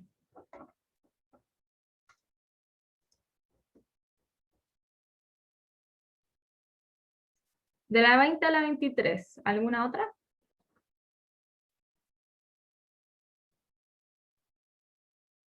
La 21. Ya. Dice, ¿cuál de las siguientes opciones representa correctamente la asociación entre un determinado método anticonceptivo y su mecanismo de acción? Ya. Acá en la correcta es la letra D. ¿Ya? Número no. Letra A. Ligadura de oviductos impide la ovulación. No. Y miren, si podéis bajar un poquito para usar el dibujo de abajo, por fin. Ahí no tanto, un poquito más arriba. Por ahí, ya miren. La ligadura de oviductos lo que hace es cortar, ligar o cauterizar estas zonas de acá. la ovulación ocurre a nivel del ovario. Entonces, ¿qué es lo que sucede con la ligadura? El ovario ovula, ¿cierto? Libera el ovocito y el ovocito llega hasta acá, porque acá, ¿cierto? Tenemos el camino cortado. Y el espermatozoide, ¿cierto? Venía por acá, ¿cierto? La vagina, el cuello, qué sé yo, y no se va a poder encontrar con el ovocito, ¿cierto? ¿Por qué? Porque está el camino cortado en los dos lados, ¿cierto? Entonces, la ligadura de oviductos no impide la ovulación, sino que impide la fecundación, ¿ya? Por eso la letra A es descartada. Letra B dice, ¿la vasectomía interrumpe la espermatogénesis? No. Lo que hace la vasectomía, si nosotros vemos, está el pene, ¿cierto? Está ya harto feo, los testículos, qué sé yo, y desde los testículos sale el conducto eferente, ¿cierto? Así. Entonces, ¿qué es lo que hace la vasectomía? Corta este conducto de acá. Y este conducto lo que hace es unir o conectar el epidídimo, ¿cierto? Que el epidídimo es esta zona de donde salen los espermatozoides, con el pene. Corta esta comunicación. Entonces, ¿qué es lo que sucede? La vasectomía lo que hace es secretarme o eyacular, mejor dicho, un semen sin espermatozoides, pero no significa que el cuerpo no esté, ¿cómo se llama esto? No es que no esté formando espermatozoides, sí lo está haciendo, simplemente que no se están liberando a través del semen, ¿ya? Por eso la B incorrecta. Letra C, el implante subdérmico incapacita o mata a los espermatozoides. No, el implante subdérmico lo que hace es evitar la ovulación. Eso sí que sí, los métodos hormonales en general, no me quiero arriesgar a decir todo, pero diría que en general casi todos evitan la ovulación. ¿Ya? Es decir, cortamos el proceso desde acá. Esto de acá es lo que no está sucediendo. En el caso del implante, por ejemplo. Luego el espermicida produce semen sin espermatozoides. No, el espermicida lo que hace es incapacitar o matar los espermatozoides. ¿Ya? Y, por ejemplo, la vasectomía era la que producía el semen sin espermatozoides. ¿Ya? El DIU lo que hace es impedir, ¿cierto?, la fecundación. ¿Por qué? Porque, dejen borrar aquí un poquito. Acá. El DIU lo que se hace es que se pone aquí, ¿cierto? Así como una cosita así. ¡Pup! ¡Pup! Ay, pucha, me quedo medio... Así, ¿cierto? Entonces, ¿qué es lo que sucede? El ovocito que venía por acá no puede pasar y el espermatozoide que venía por acá tampoco puede pasar. Y si es que llegara a pasar, no se puede implantar en el útero, ¿cierto? El cigoto, ¿por qué? Porque tenemos acá un dispositivo que puede ser de cobre, puede ser de otro, de otro, ¿cierto? Otro tipo de polímero que no va a permitir la implantación y posterior crecimiento de feto, ¿ya? Así que por eso la correcta es la D, de dedo. ¿Queda clara? ¿Sí? ¿A todos les queda claro? ¿Dios de barrera? Sí, puede clasificarse como de barrera y si, por ejemplo, tiene hormonas, también puede clasificarse como método hormonal. Ahora, si tiene cobre, no, obviamente. Pero si tiene hormonas, sí.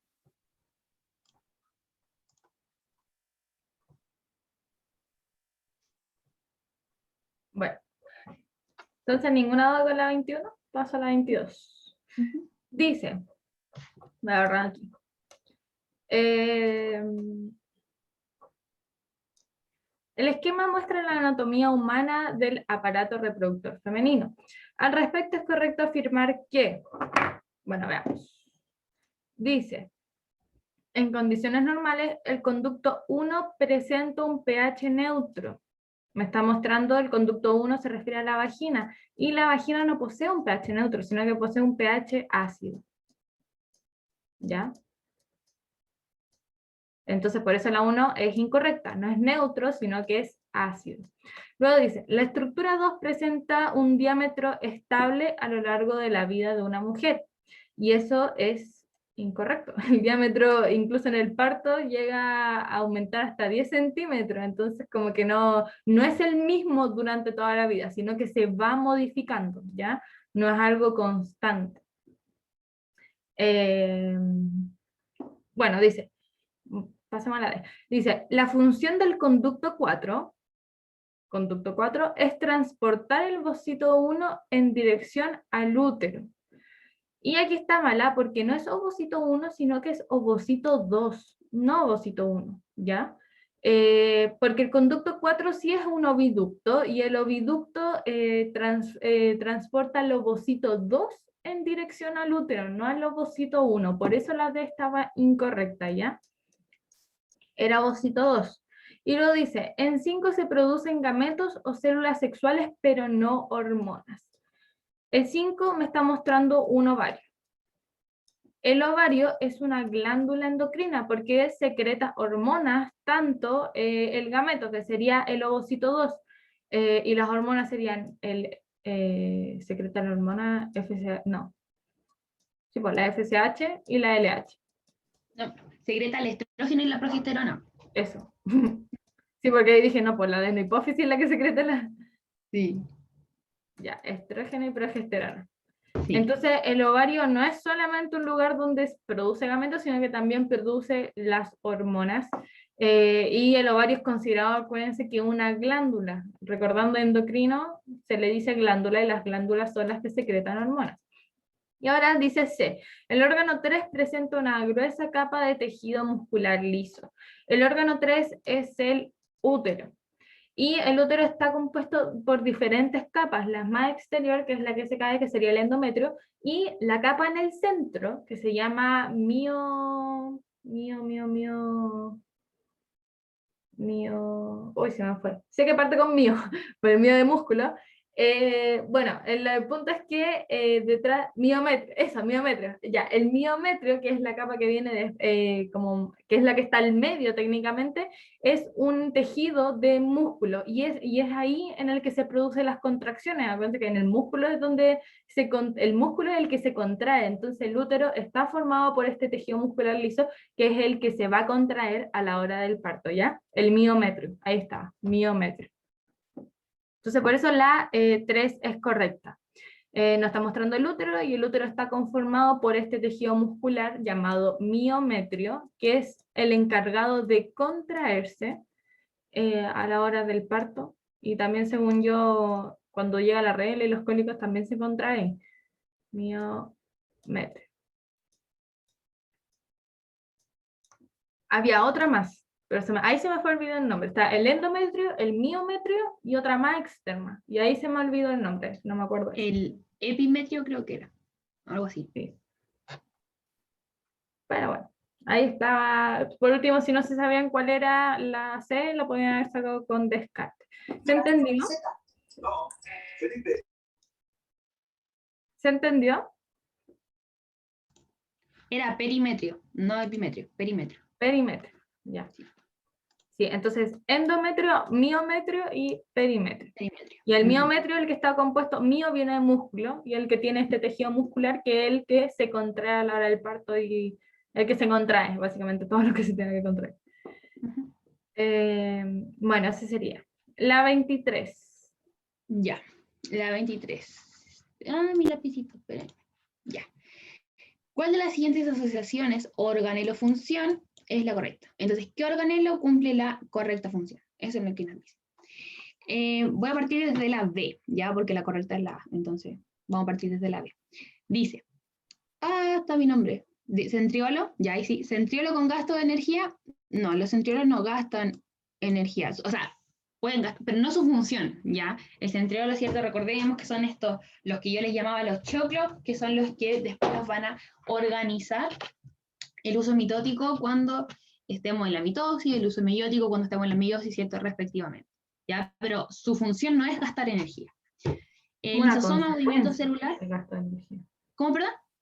Que el gasto de energía es más una consecuencia que la función en sí. Claro, claro, pero no una función. Luego el lisosoma, movimiento celular, no, el lisosoma es la guatita de la célula, ¿cierto? Hace digestión celular, no movimiento celular. El retículo, fotosíntesis, no. ¿Quién hace la fotosíntesis? ¿Qué organelo?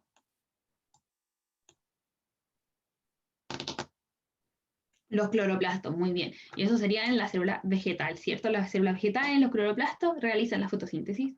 Luego el aparato de Golgi con la síntesis de proteínas, no, el aparato de Golgi no sintetiza proteínas, sino que puede modificar las proteínas. Cuando vemos este tema de la glicosilación, que es cuando se le poníamos el carbohidrato a la proteína, qué sé yo, ahí podíamos modificar proteínas en el aparato de Golgi, pero no sintetizar las proteínas. ¿Quién va a sintetizar proteínas? ¿Qué organelo, mejor dicho, va a sintetizar proteínas?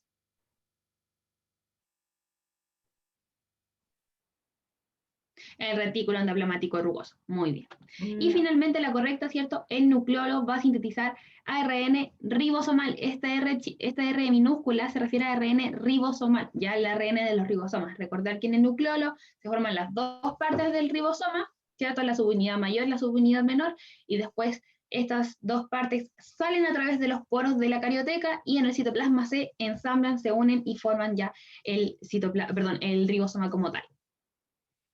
Sí, por interno me dicen, Fer, el aparato de Golgi exportaba vesículas también. Sí, o sea, el aparato de Golgi formaba ciertas las vesículas o empaquetaba, por así decirlo, las proteínas que se necesitaran secretar y las exportaba. ¿Ya?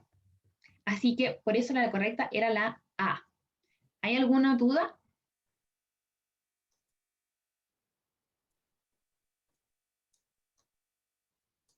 Los centriólogos organizan el uso mitótico principalmente. Uso mitótico y el uso meiótico.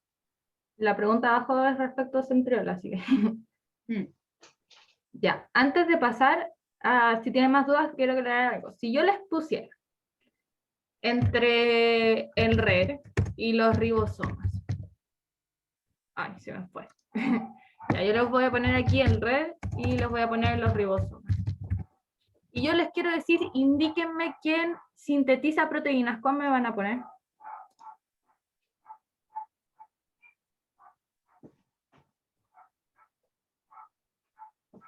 Espera, Piénsenlo bien, ¿ya?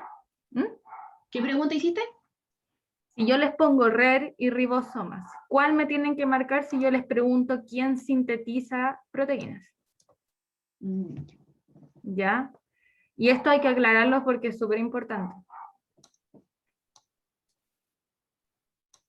Ya, para no alargar más el tiempo, quien sintetiza proteínas son los ribosomas, no el retículo endoplasmático rugoso. Está incorrecto decir que el retículo endoplasmático rugoso sintetiza proteínas. El que sintetiza proteínas son los ribosomas. Ahora, ¿qué pasa?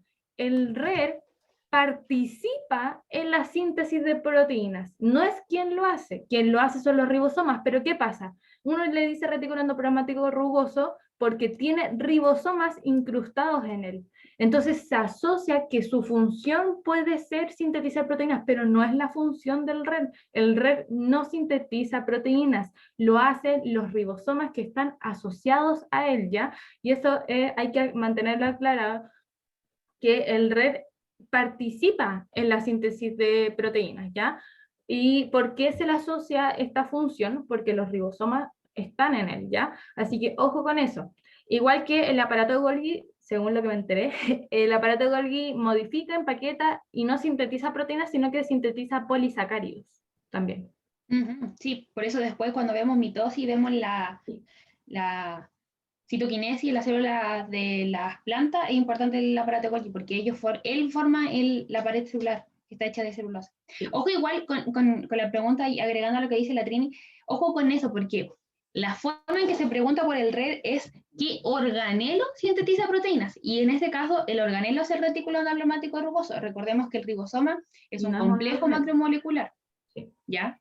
Pero eso, el RER ¿Organelos? participa, no es que el RER no hace mucho, comparado al el retículo endoplasmático liso, el liso hace mucho más que el rugoso participa en la función y transporta lo que produce, porque recordemos que el retículo endoplasmático en sí son canales, y dentro de eso pasan todo lo que se va sintetizando, ya sea lípidos y proteínas, así que... El retículo participa en la formación de las proteínas, pero él no las sintetiza, lo sintetizan los ribosomas, ¿ya? Y eso hay que aclarar. Por ejemplo, también si me preguntan, yo puedo tener, ¿dónde puedo encontrar proteínas? Las proteínas se pueden encontrar en el retículo endoplasmático liso, por esa misma función de que el liso funciona como un transporte y por ahí pasan las proteínas. Entonces, no lo sintetiza, pero sí podemos encontrar por esta función que sirve como transporte, ¿ya? Así que hay que aclarar eso. No, el REL sintetiza lípidos, ¿ya? Pero él sí lo hace, pero hay que dejar claro esta asociación de que el REL y ribosoma es distinto, ¿ya? Por si acaso. porque son los ribosomas las que lo sintetizan, pero los ribosomas están asociados al RET, que es distinto. Por si acaso. Ya. En la 24, ¿tienen duda? De la 24 a la 26, en esa Sí. página. Ya, en la 24. Yo aquí tengo un dilema y la verdad es que según yo esta también está mala. La 24 yo la saqué una guía del Pedro Valdivia, tirándole agua. Entonces, yo digo que podría ser. Bueno, la respuesta correcta, si no me equivoco, sale la letra C, ¿no? En la 24C. Sí, Pero, según yo, debería ser la D, no la C, ¿ya? ¿Por qué? Porque los centriolos no son orgánulos o no son organelos, como ya estudiamos, y como vimos la definición de organelos se le dicen a las estructuras que tienen membrana. Si no tienen membrana no deberían considerarse como organelos. Ahora, ¿qué pasa?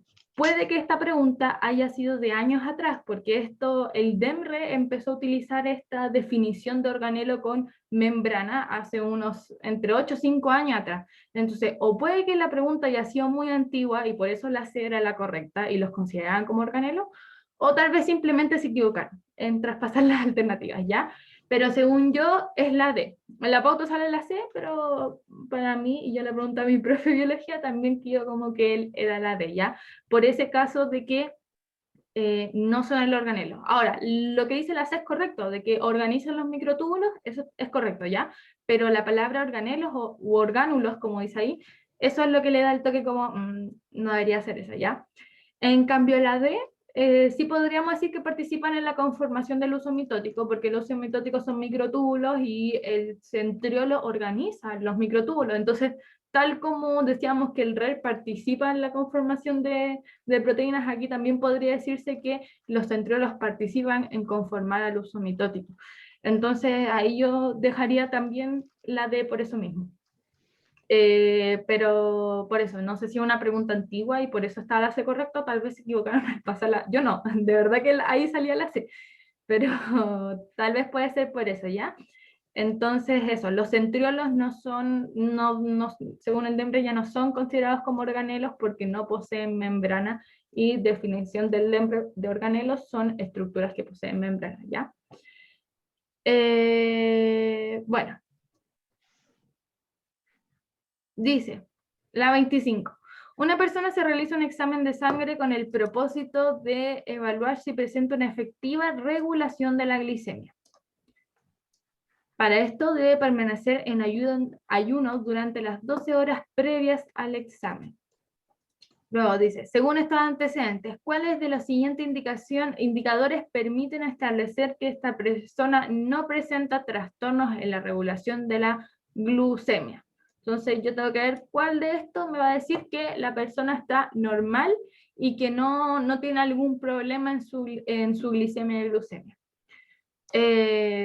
Bueno, como me dice que está en ayuno, debería poseer un nivel de glicemia dentro de lo normal, ¿ya? Y la glicemia en estado normal tiene que estar en 90, así que si tiene una glicemia en torno a 90 mg, entonces está correcto. Y ahí están los parámetros que están en el PPT. Recuerden que en el PPT de insulina y de endocrino les puse los parámetros de cuándo sería considerada una hiperglicemia, una hipoglucemia y cuándo está considerada en torno normal, ¿ya? Y cuando está normal debería poseer aproximadamente unos 90 de glucosa en la sangre, ¿ya? Entonces, por eso, si me presenta lo 1, podría decir que está correcto y no presenta algún trastorno. Luego me dicen, elevada concentración plasmática de insulina. ¿Una persona en ayuno debería tener alta insulina en la sangre? ¿Qué creen ustedes?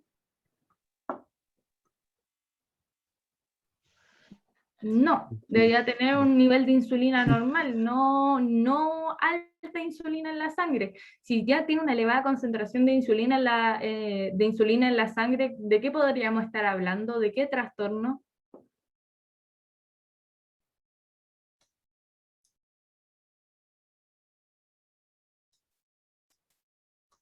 Sí, de diabetes tipo 2. Recordemos que cuando hay mucha insulina, podríamos estar hablando de una resistencia a la insulina de diabetes tipo 2. Entonces, si en ayunas no, debería estar todo normal, niveles de insulina normales, y una glicemia también normal. Pero ¿qué pasa? Si yo tengo mucha insulina en la sangre aún estando en ayuno, eso ya me podría estar hablando de una diabetes y específicamente diabetes tipo 2, ¿ya? Así que esta no nos sirve, ¿ya? Y la última dice aumento de concentración plasmática del glucagón. ¿Y por qué esta está correcta? Esta tiende a confundir, pero está correcta porque ¿qué pasa si yo en mucho rato no como nada? ¿Qué va a pasar en mi glicemia? ¿Qué va a pasar? Va a disminuir. Voy a tener poca glucosa en la sangre después de hartas horas de comer. Miren, 12 horas previas. O sea, mi nivel de glucosa en la sangre va a ser muy bajo. ¿Y de qué se encargaba el glucagón? Sí, para aumentar ese nivel bajo de glucosa en mi sangre, necesito producir glucosa. Entonces, ¿qué hacía? El glucagón, recuerden que transformaba el glucógeno, que está almacenado en el hígado, lo transformaba en glucosa para poder elevar los niveles de concentración de glucosa a un estado normal. Entonces, por eso tendría que presentar un aumento de concentración del glucagón y una glicemia en torno a los 90. ¿Se entendió? O la 3, que es como la más confusa al principio de entender. Entonces, por eso sería la E, 1 y 3. Como estoy en ayuno, eso quiere decir, como no he ingerido nada, mi nivel de glucosa en la sangre debe ser bajísimo. Entonces, como necesito estar en un rango normal, necesito que aumente el glucagón para que el glucagón transforme el glucógeno en glucosa y así poder elevar mi glucosa en la sangre, la glicemia, y estar en los rangos normales. Entonces, por eso debería tener un aumento de glucagón y ya, bueno, glicemia en torno a 90, ya el tiro me está diciendo que eso ya está normal. Y por eso es 1 y 3. ¿Se entendió? ¿Se entendió? ¿Se entendió la 25? ¿Sí? Bueno. ¿La 26 alguna duda?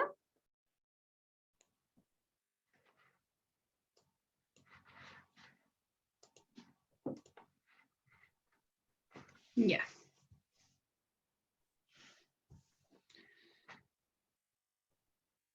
Para la PSU creo que sí. Entre 70 y 90. En ayuna.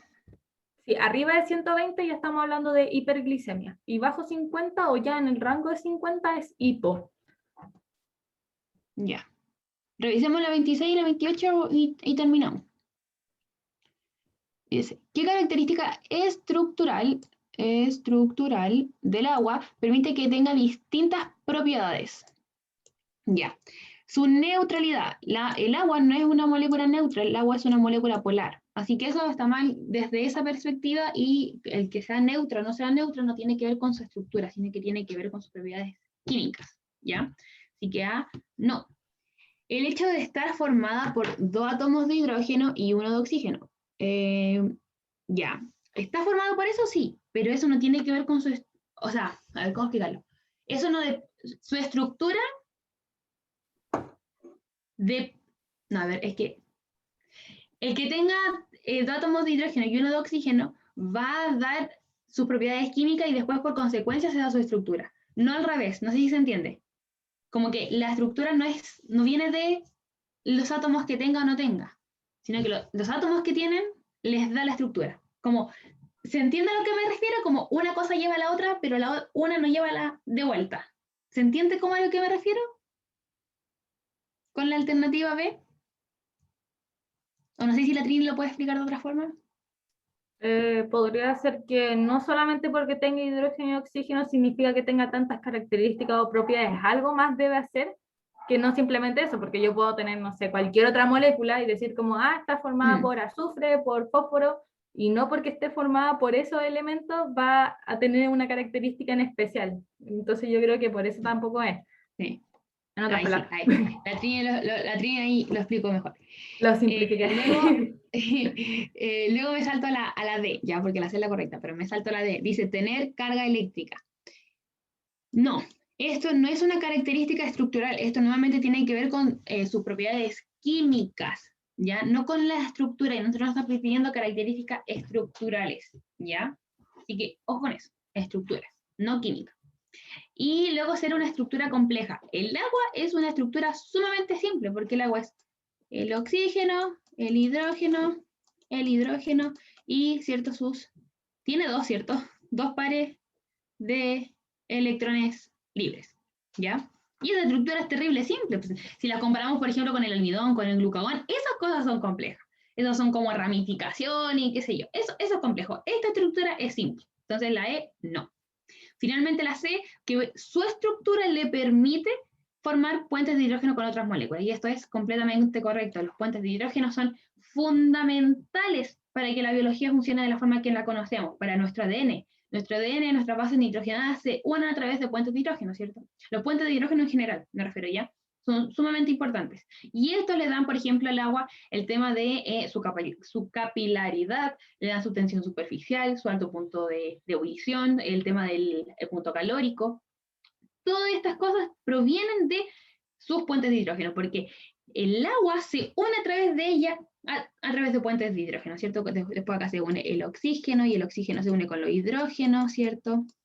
Y cada hidrógeno se une con un oxígeno, y así. Y se va formando una telaraña así de moléculas de agua súper bacán, y es eso justamente, los puentes de hidrógeno, los que le dan la capacidad de tener todas estas propiedades que tiene.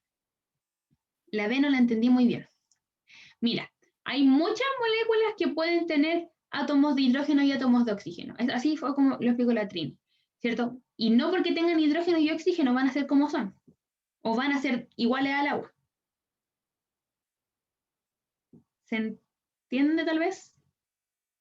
Porque yo tengo muchas moléculas en el mundo, ¿cierto? Que tienen dos átomos de hidrógeno y uno de oxígeno. Pero eso no me dice nada por sí solo. ¿Cachai? No me dice que por eso es especial la molécula de agua, así como que... Claro. Necesito algo más. ¿Sí? Bacán. Y el hacer puentes de hidrógeno permite todas las características del agua, como dijiste, no la alcanza a notar, repito, capilaridad, tensión superficial, ser un disolvente universal también, no, creo que eso no. Sí, creo que también tenía que ver. Universal, entre comillas. Universal, entre comillas. Todas las características gracias a que puede formar estos puentes de hidrógeno, ¿ya? No porque tenga esas dos moléculas significa esto. Y ahí viene como pensar lo que dijo la Fer de que no porque sea eso. Ya. Si no quedan dudas, vamos con la 28 y terminamos.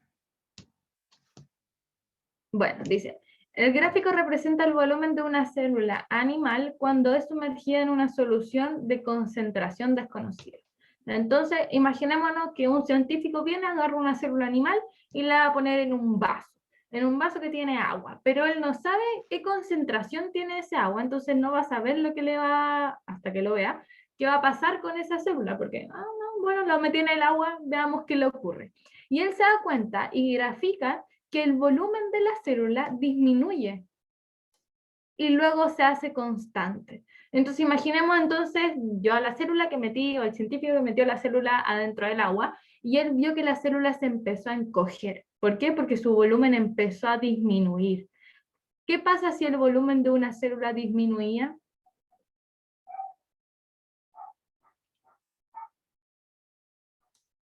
¿O qué consecuencia trae, o por qué un volumen disminuye? Porque el agua sale de la célula. Sí, porque el agua sale, por eso el volumen está disminuyendo. Entonces nosotros aquí en el gráfico podemos ver que el volumen disminuye y uno dice, si el volumen está disminuyendo es porque está saliendo el agua, está saliendo de la célula.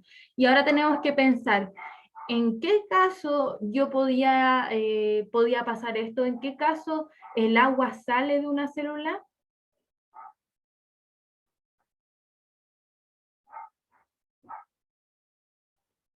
Sí, se llama crenación, pero recordemos por qué. ¿Por qué el agua sale?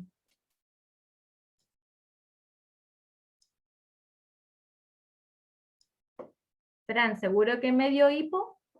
Hipo significa poco. Sí, porque está en un medio hiper. Acuérdense que hiper viene de mucho, y si hay harto soluto acá afuera, ¿qué va a hacer el agua? Va a salir.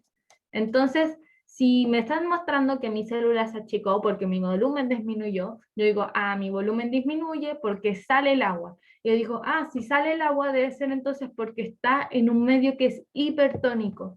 Recordemos entonces que el medio hipertónico, hiper viene de mucho, así que el hipertónico es cuando va a haber mucha concentración o mayor concentración afuera en el medio que adentro de la célula, ¿ya? Entonces, por eso la respuesta correcta es la A, porque la concentración de la solución, o sea, la concentración de donde yo metí mi célula, tiene mayor concentración que adentro de la célula, que es forma intracelular. Por eso el agua salió. ¿Se entendió? Y luego, ¿por qué se hace constante? Porque llega al equilibrio, se vuelve un medio isotónico, ¿ya? Y por eso se mantiene luego constante, porque ya alcanzó el equilibrio, ¿ya? ¿Se entendió entonces por qué era la A y cómo analizar el gráfico? Si les cuesta verlo así, intenten imaginarse la situación. Así ya, me imagino un científico pone la célula en el agua. Y ahí uno analiza el gráfico, veo como, ah, su volumen está disminuyendo. Intenten imaginarse esa situación y tal vez eso le ayude también a contestar la pregunta. Y si no pueden, la contestan así viendo el gráfico. Bueno, eso sería. ¿Se entendió cómo hacerlo? Bueno, aquí la B no puede ser porque hipotónica es menos afuera que adentro, así que el agua tendría que haber entrado, no haber salido, ¿ya? Luego dice, el volumen de la solución disminuye a medida que transcurre el tiempo. La C no está totalmente correcta. ¿Por qué? Porque no disminuye todo el rato, sino que disminuye y luego se hace constante. Entonces, aquí me tendrían que haber especificado que, por ejemplo, no sé, de 0 a disminuye en el tiempo. Ahí estaría correcta la C, pero como no me especifican, yo no la puedo marcar porque no solamente disminuye, sino que luego se mantiene constante, ¿ya? Bueno, la D es sobre inferir, y la E, la concentración de la solución aumenta. No, la concentración de la solución va a disminuir porque se diluye, ¿ya? Ahí tengo que imaginarme, no sé, un vasito lleno de soluto, y si yo le agrego más agua, la concentración va a, ya imaginemos que le puse más agua, la concentración va a estar más diluida, así que no va a ser lo mismo. Bueno, y eso sería la número 28. Y esto era todo el control número 2. Espero que hayan entendido, que se hayan quedado sin dudas, y ojalá que para la otra les vaya mejor. Así cada uno también va a ver en qué se equivocó, también va a decir como, ah, la tontera que me equivoqué. Uno va a ver su error cuando así estudiando, así que es importante que revisen las clases estas que son de revisión de ejercicios. Así que eso. Sí, los controles son de, o sea, se centran más en el eje temático que hayamos visto en el último tiempo, pero igualmente agregamos información, o sea, materia de antes, porque la idea es ir ligando toda la materia, porque al final de cuentas está todo, va a entrar todo en la PSU. Y para recordar también, para que no se olvide. Sí.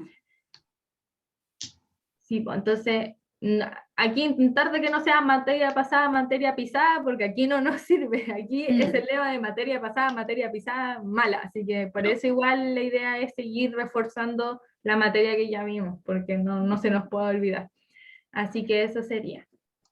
Voy a cortar la grabación de YouTube, así que chao gente de YouTube, gracias por vernos. Si tienen alguna duda, en los comentarios en Instagram o en Telegram nos pueden escribir sin ningún problema. Adiós. Chao.